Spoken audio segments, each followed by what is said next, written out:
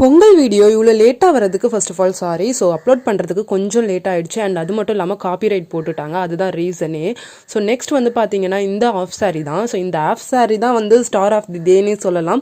So வந்து இது வந்து பொங்கலுக்காகவே நான் வந்து எஸ்பெஷலாக வந்து கஸ்டமைஸ் பண்ண ஒரு of sorry.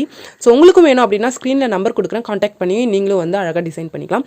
First of all வந்து டிசைன் பண்ண ட்ரெஸ்ஸை போட்டுட்டு ஆஃபீஸ் போயிட்டேன். நான் போய் பார்த்தா அங்கே கேங்கோட ஃபஸ்ட்டு ஸ்டார்டிங்கே வைபே சூப்பராகிடுச்சு.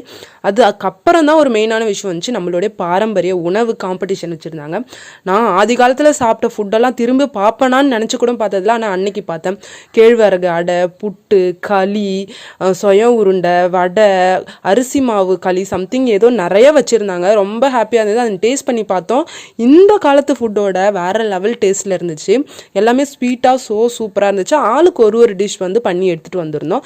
ஸோ வந்து வெல்கம் பண்ணுறப்போ கொஞ்சம் ட்ரெடிஷ்னலாக இருக்கணும்னு சொல்லிட்டு ட்ரெடிஷ்னல் வியர், அப்புறம் கோலம் போட்டு நம்ம பேசுகிறது கூட வந்து தமிழில் தான் போய் பேசியிருந்தோம்.